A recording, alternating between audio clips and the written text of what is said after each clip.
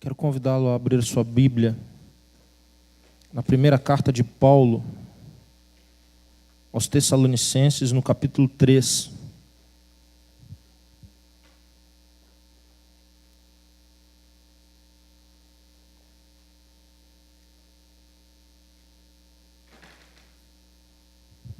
Primeira carta de Paulo aos Tessalonicenses, no capítulo 3. Localize esse texto, mantenha-o aberto, ele vai servir de base para a reflexão bíblica desta noite. E nós vamos por etapas, irmãos. Nós vamos ler alguns versículos, vamos meditar, depois lemos outra sequência, e assim nós vamos pelo capítulo 3. Todos encontraram? Amém? Ou misericórdia? Amém e misericórdia. Amém e misericórdia junto. Primeiro aos Tessalonicenses, capítulo 3. O texto nos diz assim: Por isso, quando não pudemos mais suportar, achamos por bem permanecer sozinhos em Atenas, e assim enviamos Timóteo, nosso irmão e cooperador de Deus no Evangelho de Cristo, para fortalecê-los e dar-lhes ânimo na fé, para que ninguém seja abalado por essas tribulações. Vocês sabem muito bem que fomos designados para isso. Quando estávamos com vocês, já lhes dizíamos que seríamos perseguidos, o que realmente aconteceu, como vocês sabem. Por essa razão, não suportando mais, enviei Timóteo para saber a respeito da fé que vocês têm, a fim de que o tentador não os seduzisse, tornando inútil o nosso esforço. Vamos orar. Senhor, nós acabamos de ler aqui uma pequena porção da Tua palavra. E ela é poderosa, ela é eficaz, ela é transformadora. E eu quero rogar que o Espírito Santo do Senhor haja em nossa vida, nossa mente e coração, produzindo as transformações que o Senhor deseja. Por isso, Deus, aplica a Tua palavra a cada um aqui, de modo que todos nós possamos entendê-la, e que o Senhor faça calar qualquer outra voz neste lugar, para que somente a voz do Senhor seja discernida, em nome de Jesus. Amém.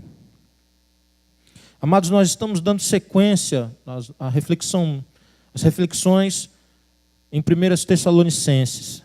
E agora chegamos ao capítulo 3, e Paulo, agora nesse capítulo, o texto narra que ele envia Timóteo à igreja de Tessalônica, e ele estava muito preocupado, porque a igreja de Tessalônica ela era composta por pessoas novas na fé, que tinham sido ministrados pela palavra, tinham se convertido, recebido a salvação de Jesus, mas estavam no início de caminhada.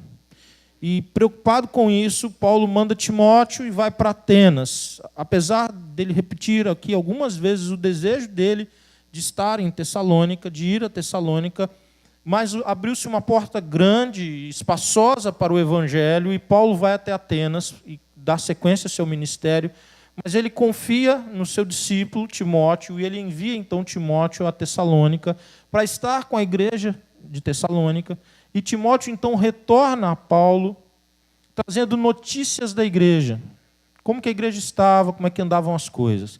E esse capítulo 3, então, já é a percepção de Paulo após receber as notícias de Timóteo. Timóteo vai, passa um tempo com a igreja e retorna até Paulo. E Paulo, então, escreve agora, já sabedor das notícias que ele tanto desejava, ansiava na igreja. Então, esses 5 primeiros versículos que lemos, essa é a ideia. Você pode ver que no primeiro versículo Paulo diz, quando não pudemos mais suportar, achamos por bem permanecer sozinho em Atenas, Paulo, e enviar Timóteo a Tessalônica. Eu quero aqui começar a dar um destaque para o equilíbrio na liderança de Paulo. É bem forte aqui no texto a afeição de Paulo pela igreja de Tessalônica, o amor de Paulo pela igreja de Tessalônica. Ele disse que ele gostaria de estar presente com eles, ele gostaria de reencontrá-los. Como vocês já sabem, Paulo saiu abruptamente de Tessalônica, perseguido, e seguiu no seu ministério, e deixou ali uma igreja, após 3 semanas em Tessalônica, deixou uma igreja nova naquela cidade. E agora, ele estava diante de uma decisão que normalmente é difícil para nós, que é seguir o coração, seguir a razão. Deus abrir uma porta grande, espaçosa, para que ele pudesse estar em Atenas, para que o evangelho chegasse até Atenas. E aí ele precisava fazer uma escolha, se ele ia tentar retornar para Tessalônica, ou se ele avançava e ia até Atenas para dar sequência ao seu ministério itinerante de pregar aos gentios. Decisão dura, difícil. Mas ele toma a decisão de seguir em frente e de enviar Timóteo. Ele abre mão da companhia de Timóteo com ele para enviar esse discípulo até Tessalônica. É interessante perceber essa liberalidade, essa generosidade de Paulo, mas também de Timóteo, porque era muito bom para Paulo ter Timóteo perto, mas era muito bom para Timóteo também ter Paulo perto. É interessante isso. Timóteo começa a caminhar com Paulo ainda novo. Ele era uma promessa e ele se torna uma realidade, tendo Paulo como seu discipulador, como seu tutor. Ele entra nessa jornada missionária de Paulo, em substituição a João Marcos, e eles começam ali uma amizade profunda, verdadeira, em que a diferença de idade não foi problema. Timóteo era mais novo que Paulo, e eles caminharam juntos, e era muito gostoso, era muito bom estar perto de Paulo, porque ele aprendia demais.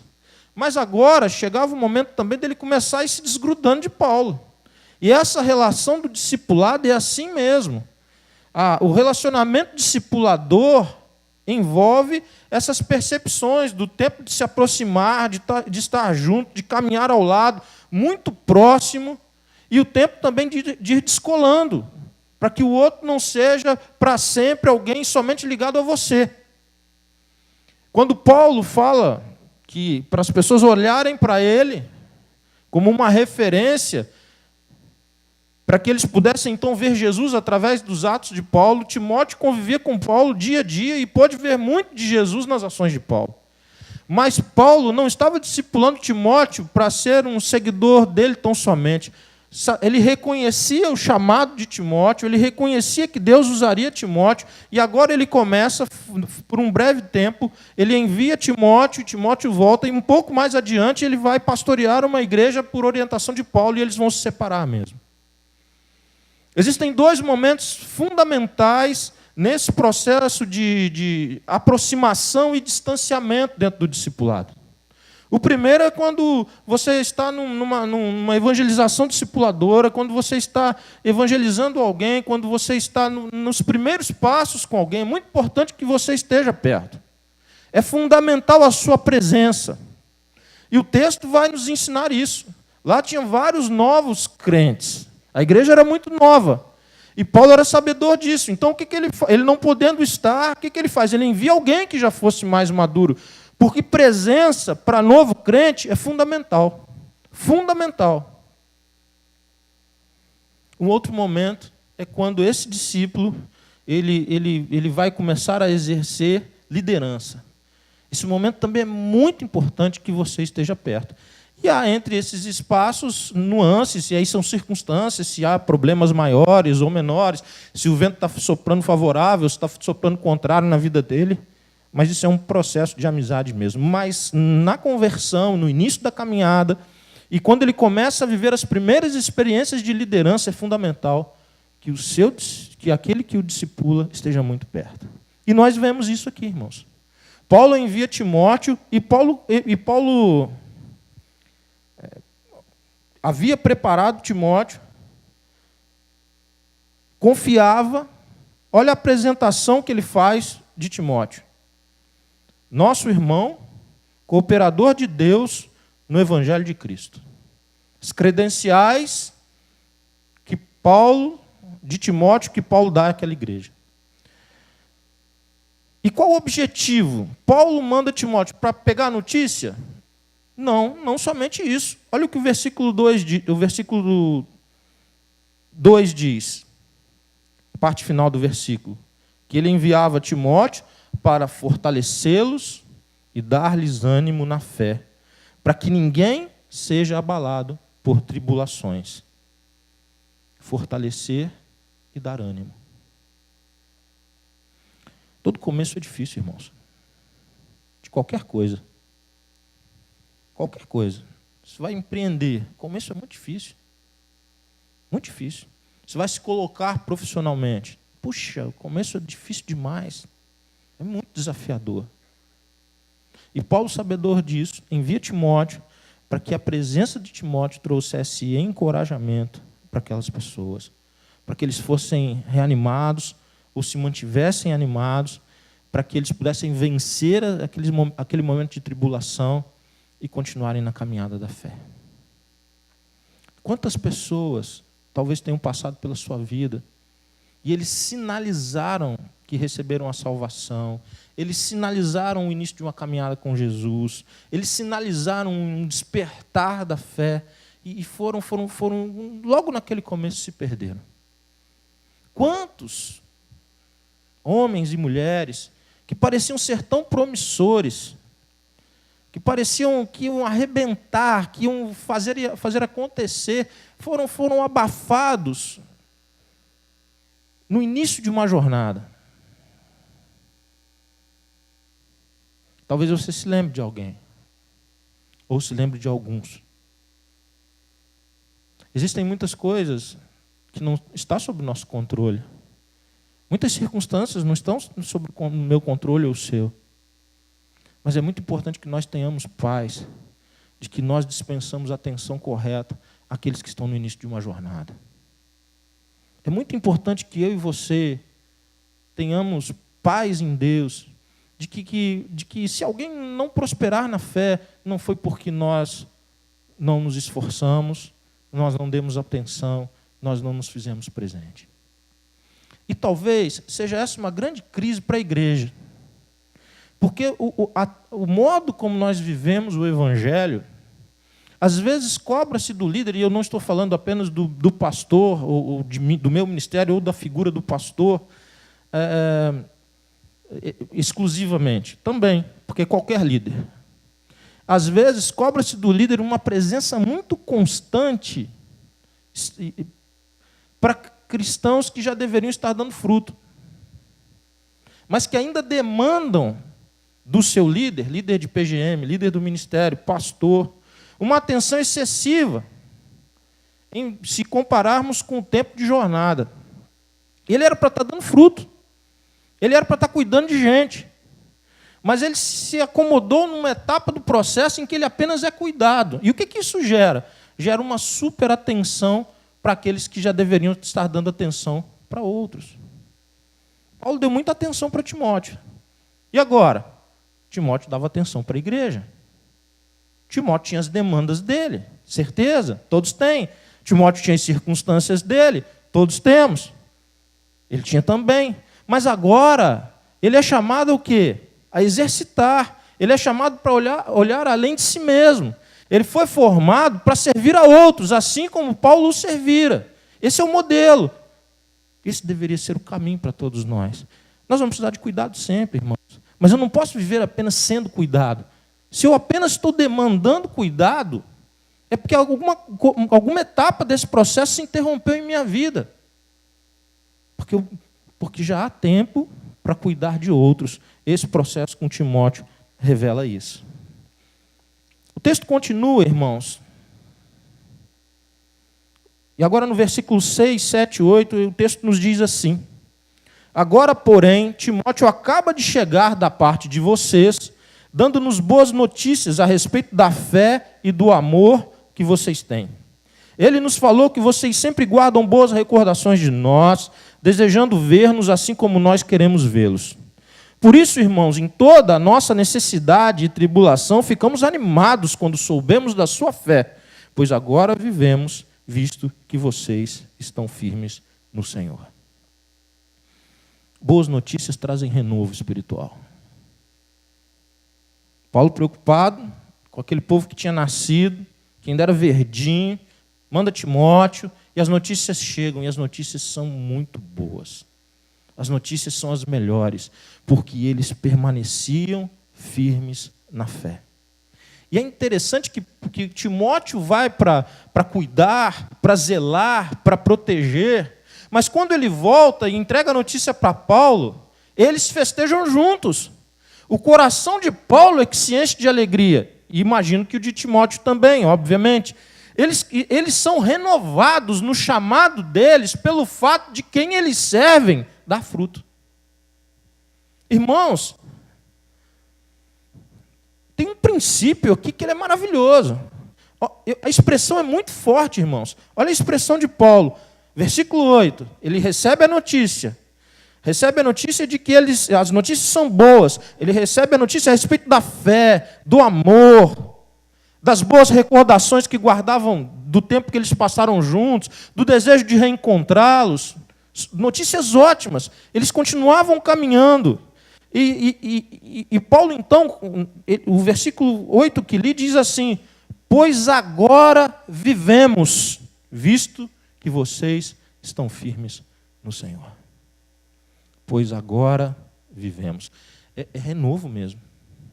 É como se Paulo dissesse: agora nós fomos tremendamente renovados, porque nós temos paz de Deus, de que a boa semente que foi lançada, ela encontrou terra boa, e ela vai germinar, e ela vai produzir muito fruto. Versículo 7. Irmãos, em toda a nossa necessidade e tribulação, ficamos animados quando soubemos da vossa fé. Mas eles não tinham ido lá para animar, para cuidar, para proteger. Não era a igreja de Tessalônica que precisava ser animado por Timóteo e, como consequência, por Paulo. É que ver a transformação das pessoas que você tem investido sua vida traz um renovo imediato e enorme para quem investe. Por que nós temos, às vezes, uma vida cristã assim, sofrível? De gente que vai para o céu, mas com cara de gente que está indo para o inferno. É um muro de lamentações a vida de alguns cristãos. Porque não recebem renovo. Viveram uma experiência de conversão de fato, inquestionável. Mudaram de vida, sim, inquestionável. Amam a Deus, mas não recebem renovo, porque não investem em vidas para se alegrarem com a transformação da vida delas e se sentirem úteis no reino de Deus. Não tem esse renovo. Deixam de receber essa bênção, e essa bênção é consequência de focar no outro. Uma vez focado só em si, olhando só para si, para a sua própria necessidade, para as coisas que as pessoas deixaram de fazer para seu próprio benefício, muitas vezes na igreja, não servem, e não servindo não são renovados. Se Paulo não tivesse servido a Tessalônica, se Timóteo não tivesse servido a Tessalônica, se eles não fossem ao encontro daquelas pessoas, essa experiência do renovo eles não teriam vivido. E muitos têm vivido a vida cristã abaixo daquilo que é a promessa de Deus, daquilo que deveria ser, daquilo que é o propósito de Deus, exatamente porque não chegaram na etapa de servir, de evangelizar, de fazer discípulos. Irmãos, é Paulo que está dizendo isso. Não é qualquer pessoa que foi renovado. Assim, ele era meio... Ele discipulou pessoas, mas ele era meio barro, meio tijolo, ele não era isso tudo assim, ele não era tão forte, ele não viveu tantas experiências assim, ele era meio fraquinho mesmo. Não, a gente está falando de um homem muito forte, que viveu profundas experiências com Deus, mas que também era e precisava ser renovado por Deus, vendo o fruto do seu trabalho. Quem não quer ver o fruto do seu trabalho? Só se você estiver doente. Doente, pessoas em desequilíbrio. Pessoas em desequilíbrio é que vivem assim. Não, ela boicota a si mesma.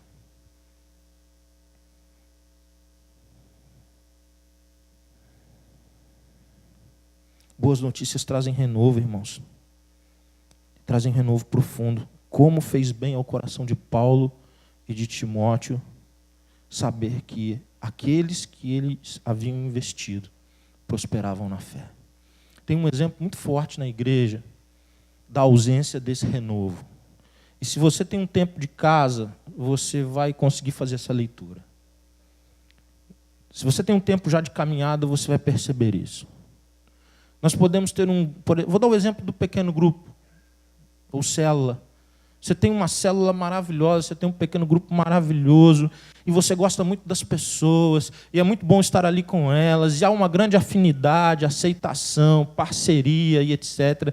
E é muito bom. Aquele grupo é muito bom, e aquele grupo é muito presente na sua vida, e você é muito presente na vida das pessoas, e parece que aquilo vai ser bom para sempre. Aí você tem 2 meses, 3 meses, 6 meses. E aí, quando o grupo cresce, o líder, e normalmente o pastor fica, a gente tem que multiplicar. E aí há uma coisa assim, parece que multiplicar é tão ruim, porque estar com aquele povo é tão bom, é tão maravilhoso, que você não quer nem multiplicar, e vai aquela coisa assim. E aí não faça nada para ver aonde isso vai parar. Aonde que vai parar? Se não tem gente nova, nós cansamos de estar só com crentes. Nós começamos a desanimar. E começamos a cansar. E aí nós questionamos um monte de coisa. Será que é assim mesmo? Será que é o processo? Será que é isso? Será que é porque chove? Porque isso? Porque aquilo? Não é por nada disso. Tenha 1, 2, 3 pessoas novas conhecendo o Evangelho nesse grupo para você ver se não traz um ânimo. Deixa o primeiro chorar os seus pecados diante de todo o grupo e confessar a Jesus como Salvador, se a chama não acende. Por que esfria? Porque foge do propósito. Toda vez que foge do propósito, é questão de tempo esfriar. Todos os processos podem ser vistos, revistos e corrigidos. Os processos precisam ser escravos dos nossos princípios e dos nossos valores, irmãos. A estrutura ela precisa ser escrava, a estrutura não pode mandar em ninguém. Eu pego como exemplo a construção de uma casa. Às vezes, se você tem a oportunidade de construir uma casa, a casa que você gostaria de construir, como que ela seria? Isso vai depender do teu gosto pessoal, isso vai depender do tamanho da tua família, uma série de coisas. E cada um vai expressar de um jeito. Eu queria que fosse um sobrado. Não, 2 andares não quero nunca, eu quero plano, eu quero assim, eu quero assado, sala grande, sala pequena, e por aí vai. Por quê? Porque isso expressa as coisas que estão dentro de você, os teus valores, o jeitão da tua família, o modo como ela vive, as coisas que vocês valorizam ou desvalorizam. Tudo isso vai se refletir no quê? Na estrutura física que vai ser construída. Muito do que você quer e que a sua família quer, do que vocês são, se expressa nesse projeto, em vários outros projetos. Portanto, a estrutura, ela na verdade ela é escrava de valores e anseios que estão dentro de você e que se manifestam quando você vai planejar aquela construção. Então, a estrutura é sempre escrava mesmo. Ela tem que ser escrava. E se um dia ela for senhora, está tudo errado. Todos os processos podem ser revistos e devem ser revistos sempre. Mas o princípio não pode mudar. Se nós errarmos no princípio, nós matamos algo que era muito bom. E matamos aos poucos. Não mata de uma hora para outra. Vai matando aos pouquinhos e vai minando, e minando, e minando, e minando. E aí nós começamos por que isso, por que aquilo outro. Mas, na verdade, é porque a gente fugiu do propósito original. Não é por nada disso. Se dissesse para essas pessoas, olha, esse ano, porque vocês estão focados no propósito, Deus vai trazer pessoas. E essas pessoas vão se ajoelhar ante a cruz de Cristo. Elas vão se dobrar arrependidas dos seus pecados. Vê se ia ser chato. Alguém ia falar, não, estou com vontade de ir lá. Não, tem hoje, hein? Tem culto hoje, tem grupo hoje. Não vou não. Por que é chato? Porque não tem colheita. Não tem retorno. O propósito já escapou faz tempo. Já viu alguém desanimado no dia da colheita? Lavrador desanimado no dia da colheita? Triste, aborrecido da vida, porque ele tem que ir lá colher. Desce para outro lugar, mas tem que colher. Não existe. Nem nunca vai existir. Porque ali é a celebração de um propósito, de um trabalho e traz um renovo enorme para ele e para todos que trabalharam ao lado dele. Aí você perde isso e você vai desmoronando como um dominó tudo aquilo que estava sendo construído. Quando eu olho para esse texto, eu percebo quanto que era importante para a igreja de Tessalônica receber Timóteo, mas para Paulo e Timóteo celebrarem o fruto, celebrarem a colheita daquilo que havia investido na igreja de Tessalônica. Parte final do texto, irmãos, de 9 a 13, o texto diz assim: como podemos ser suficientemente gratos a Deus por vocês, por toda a alegria que temos diante dele por causa de vocês? Noite e dia insistimos em orar para que possamos vê-los pessoalmente e suprir o que falta à sua fé. Que o próprio Deus, nosso Pai e nosso Senhor Jesus preparem o nosso caminho até vocês. Que o Senhor faça crescer e transbordar o amor que vocês têm uns para com os outros e para com todos, a exemplo do nosso amor por vocês. Que Ele fortaleça o coração de vocês para serem irrepreensíveis em santidade diante de Deus, nosso Pai, na vinda de nosso Senhor Jesus, com todos os seus santos. Versículo 9, Paulo vai para uma outra direção, que é como ele vai terminar o capítulo, e ele faz uma pergunta fantástica, uma pergunta que talvez, se nós a fizéssemos mais vezes, nós daríamos um encaminhamento novo e melhor para as nossas vidas. Olha a pergunta que ele faz: como podemos ser suficientemente gratos a Deus por vocês? Por aquilo que Deus tem feito na vida de vocês. Como eu vou poder expressar gratidão a Deus por essa obra maravilhosa que Deus está fazendo na vida de vocês? O foco está em Deus para agradecer, ele quer agradecer a Deus. E o foco está na vitória da vida de outra pessoa, ou de um grupo, que era a igreja de Tessalônica. Mas ele quer expressar gratidão ao Senhor. E ao longo da oração ele vai dizendo como podemos expressar gratidão a Deus. Ele ora, e na oração dele aparecem os seguintes elementos. Primeiro, ele agradece a Deus pela obra do Senhor na vida daqueles discípulos. Ele agradece pela obra de Deus na vida do povo de Tessalônica. 3 semanas, irmãos, que eles passaram juntos. Mas a obra de Deus foi tão poderosa que transformou a vida de muitos. Quanto tempo nós temos gastado, investido com Deus, em oração, para agradecer pelas bênçãos da vida daqueles que nós temos evangelizado, pelas vitórias deles, pelo avançar deles na fé. Quantas vezes nós temos agradecido a Deus pelas pequenas mudanças, e às vezes são tão pequenas na vida daqueles que discipulamos, pequenas para nós, que já somos velhos de guerra já nos esquecemos do nosso início. Mas para aquela pessoa é muita coisa e é um sinal claro de que Deus está agindo poderosamente na vida dela. Se nós nos colocássemos mais diante de Deus para agradecermos pelas transformações dos nossos discípulos, nós teríamos vida mais feliz, nós seríamos mais realizados, nós teríamos menos tempo para ficar murmurando aquilo que ainda não aconteceu na nossa própria vida, ou ficar murmurando porque nós estamos em tribulação. Paulo e Timóteo também viveram muitas tribulações. Mas eles não ficam a murmurar, a lamentar, eles investem tempo em agradecer. A segunda expressão de gratidão a Deus é que ele anseia para estar mais próximo deles novamente. Ele pede a Deus isso na oração dele. 10. Insistimos em orar para que possamos vê-los pessoalmente e suprir o que falta à sua fé. Que coisa legal, irmãos. Mesmo sabendo que está tudo bem, porque as notícias eram boas, Paulo continua com o desejo de estar com aquela gente.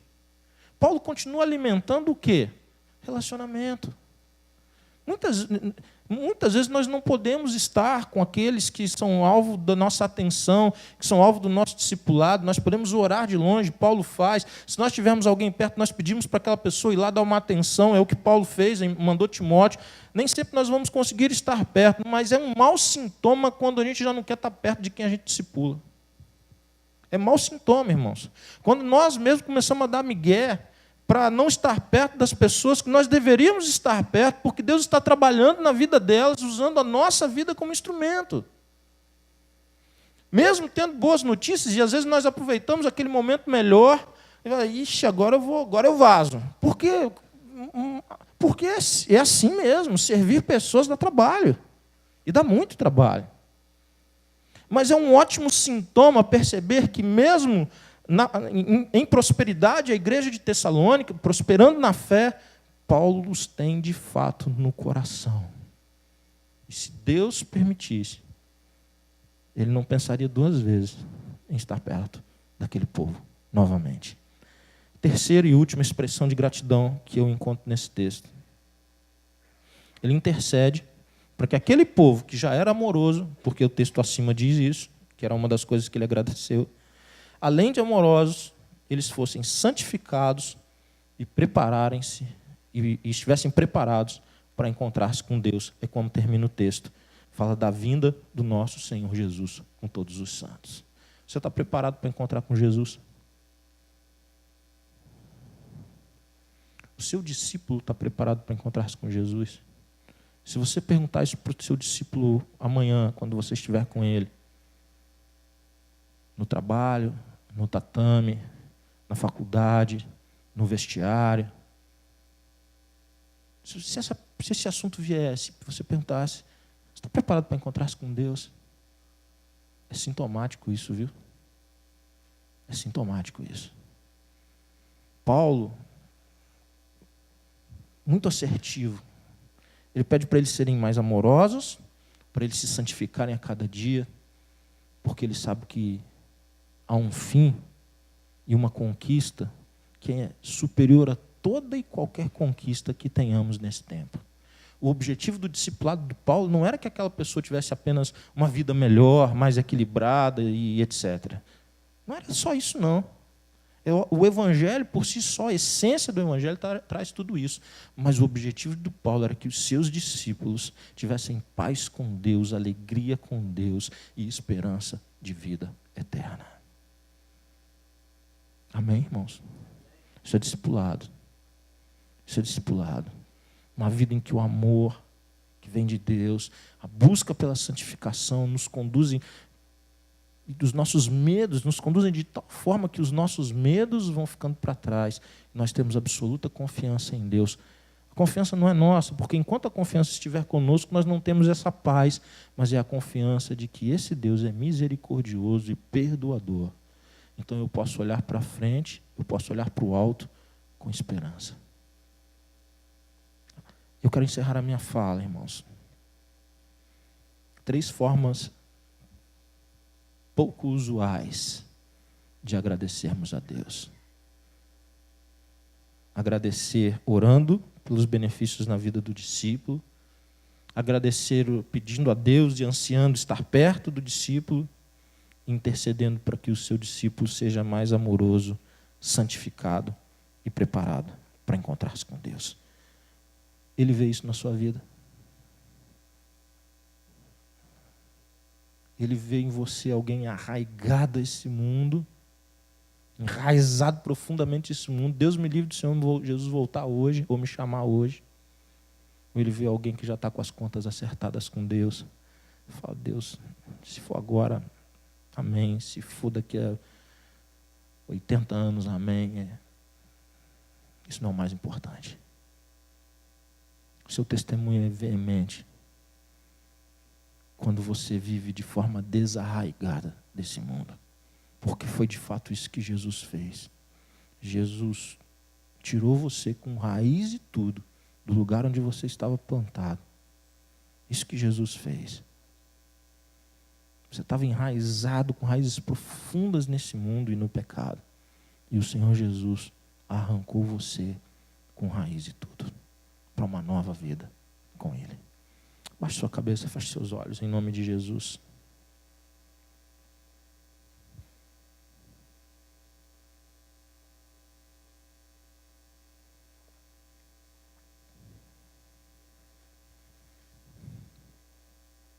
Um relato tão simples, irmãos. Um relatório de viagem. um relatório de viagem que Timóteo dá a Paulo, mas com tanta profundidade. Como que essa palavra encontra lugar no seu coração nessa noite, querido? Como que essa palavra encontra lugar na sua vida? Eu quero começar do final. Você está em paz para encontrar-se com Deus? Você tem as contas acertadas com Deus?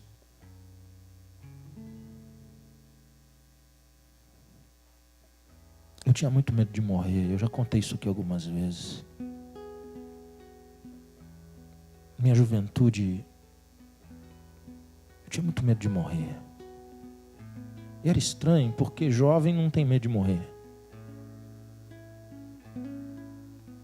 E todas as vezes que eu passava em frente a uma placa, um outdoor lá na minha cidade, aquilo me remoía por dentro, e a placa só fazia uma pergunta: aonde você vai passar a eternidade? Porque mesmo sem andar com Jesus, e mesmo sem ter entregue a minha vida ao Senhor Jesus, eu tinha um sentimento muito forte de que aqui não é o fim. Que as conquistas daqui, elas não podem ser o fim. E aquilo me consumia até o dia que eu recebi a salvação de Jesus. Olha, eu quero te dizer uma coisa, em nome de Jesus. O Senhor Jesus tem perdão, o Senhor Jesus tem vida eterna, o Senhor Jesus tem vida nova, o Senhor Jesus tem propósitos novos na sua vida. Arrependa-se, vem para Deus, para uma caminhada nova pela fé. Olhando para o alto com esperança, sem ter medo da ameaça de Deus, mas tendo a paz dele no seu coração, porque você foi perdoado. Existe alguém nessa noite? Existe alguém nesse lugar que possa dizer: pastor, essa palavra foi para mim nessa noite. Essa palavra foi para a minha vida. Eu quero paz com Deus e eu quero Jesus na minha vida. Existe alguém? Levante um dos seus braços onde você estiver. Eu quero orar por você. Existe alguém? Deus abençoe sua vida, querida. Tão preciosa para Deus. Tão preciosa. Alguém mais? Alguém mais nessa noite pode dizer: Deus abençoe lá atrás sua vida. Uma vida inteira para viver com Deus. Uma vida inteira para ser usado, jovem. Pode abaixar o seu braço. Uma vida inteira para Deus te usar com poder, com autoridade. Levando o nome de Jesus aonde você for. Existe mais alguém nessa noite? Deus abençoe sua vida, querida. Pode abaixar o seu braço. Deus abençoe você. Pode abaixar o seu braço, jovem. Mais alguém? Mais alguém nessa noite? Está percebendo que Deus está tirando você com raiz e tudo? Está levantando você, está te erguendo. Sendo você, meu Deus, abençoe sua vida em nome de Jesus. Deus tem trabalhado e revelado o amor dele à sua vida. Alguém mais nessa noite? Alguém mais pode erguer o seu braço e dizer: eu quero Jesus na minha vida, pastor, eu cansei de viver para mim mesmo. Mas eu quero ainda olhar para você que já recebeu essa salvação e que está precisando de renovo. Você que está desencorajado, desanimado, cumprindo apenas uma religiosidade. Eu quero te dizer que o Senhor Jesus não te salvou para você viver assim, não.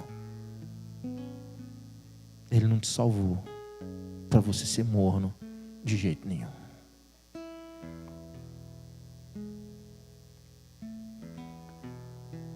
E talvez nessa noite Ele esteja promovendo um quebrantamento de alma, quebrantamento no seu coração. Talvez nessa noite o Senhor Jesus esteja te mostrando que você se acostumou a viver desse jeito aquém daquilo que Ele quer. Você deseja se arrepender nessa noite?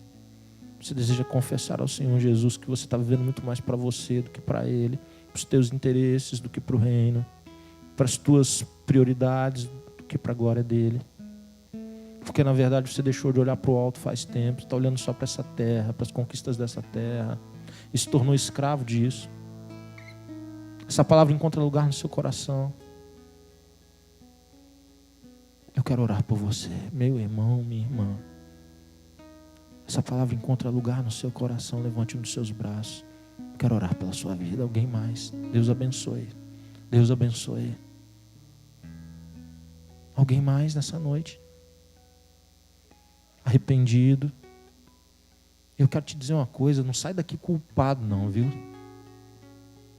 Não sai daqui culpado não. Porque só sai culpado, só fica com sentimento de culpa quem não toma posição de mudança. Não é para sair daqui culpado, é para sair daqui perdoado. Perdoado. Você fica com a sua culpa se você quiser ficar. Porque o que o Senhor Jesus tem para você é perdão. Perdão. Não importa o que você esteja vivendo ou fazendo. Não importa. Ele te chama para caminhar com Ele. E Ele quer usar a tua vida. Alguém mais nessa noite? Apenas um gesto, levante suas mãos. Uma de suas mãos onde você estiver, eu quero orar por você. Alguém mais? Deus abençoe sua vida, querida. Glória a Deus. Deus abençoe sua vida. Pode abaixar o seu braço. Alguém mais nessa noite? Vamos todos ficar de pé. Alisson, eu quero cantar.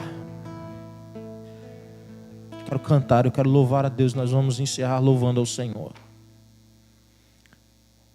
Amém? A que vocês quiserem, fica à vontade.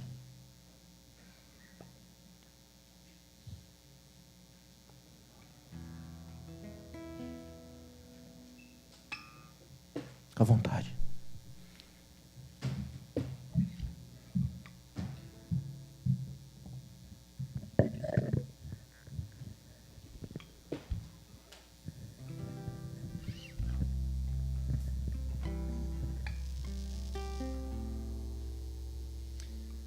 Qual é a boa? Qual é a boa? Então a gente vai celebrar esse Deus mais uma vez com a canção Galileu.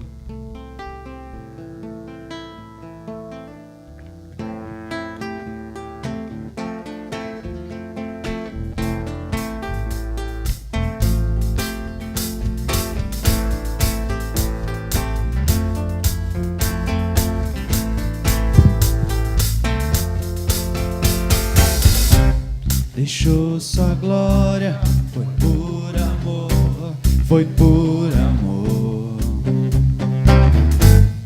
E o seu sangue derramou, que grande amor. Naquela via dolorosa se entregou. Eu não mereço, mas sua graça me alcançou. Eu me rendo ao seu amor. Eu me rendo ao seu amor. Eu me rendo ao seu amor. Eu me rendo, eu me rendo. Deus é Emanuel, estrela da manhã, Cordeiro de Deus, pão da vida, príncipe da paz, grande